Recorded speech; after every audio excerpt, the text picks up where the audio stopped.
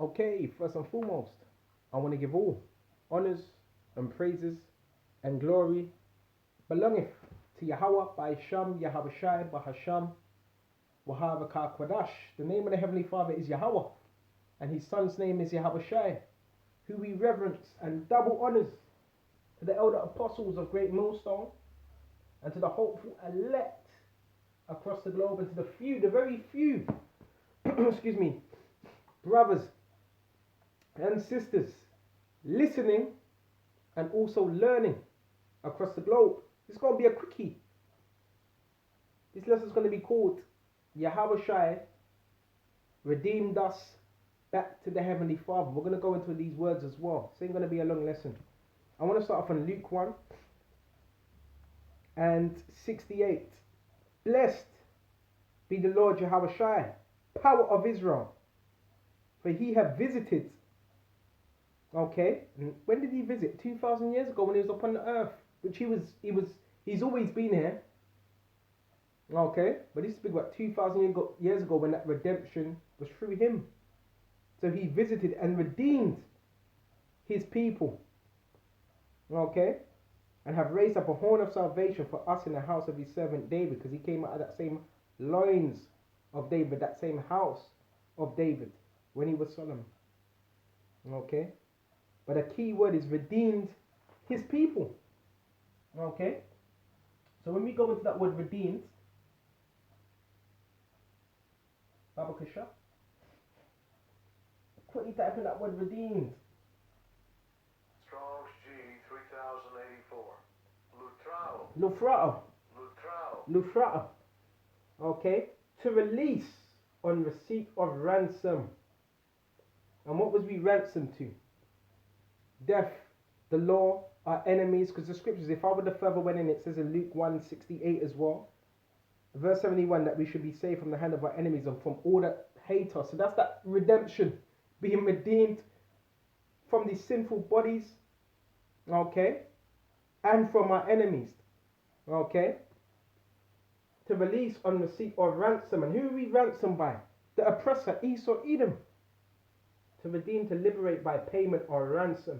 And that payment was what? By Yahawashi's sacrifice. That's how important that sacrifice is. All this week, all last week, I've just been thinking about Yahawashi. The sacrifice is so important. If you don't understand the sacrifice of Yahawashi, you don't understand the scriptures.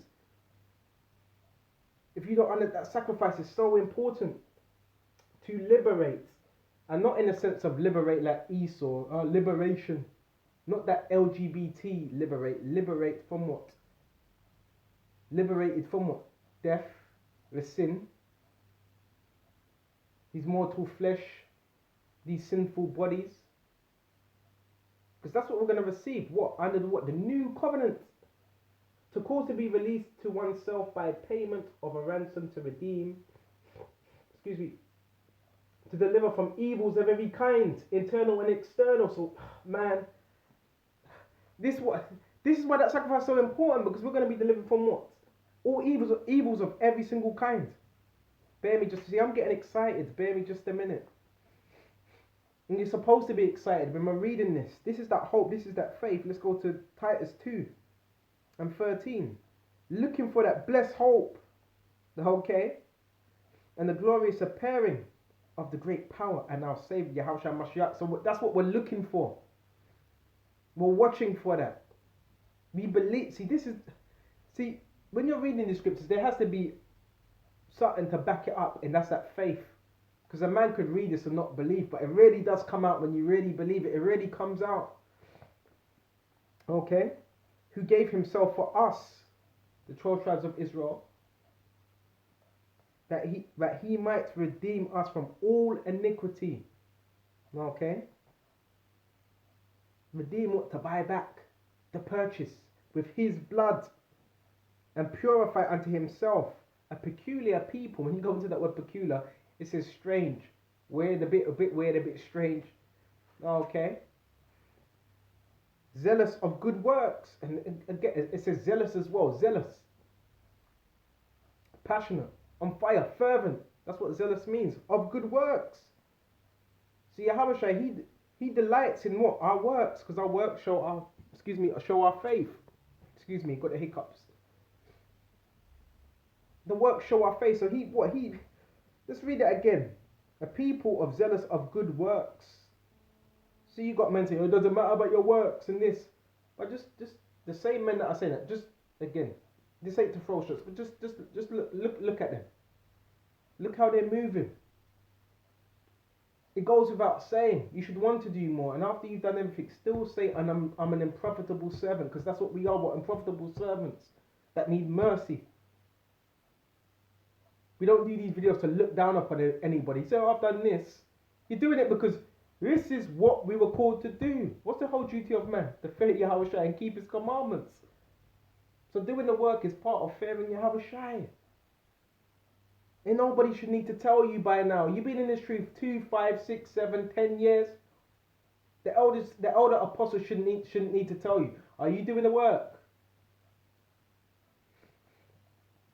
These things speak. In other words, mention and exhort and rebuke with all authority, because Yahawashi, he had authority when he was talking. He wasn't teaching it in an effeminate spirit. Let no man despise thee. So no man's supposed to make you feel a particular way because you're bringing out the word in its entirety. Because you want to give it your all. Let no man despise thee. And if he's despising you, the problem is not with you yourself. The problem is with him. Okay? So bear me we're going to shut up. 1 Corinthians 6:20.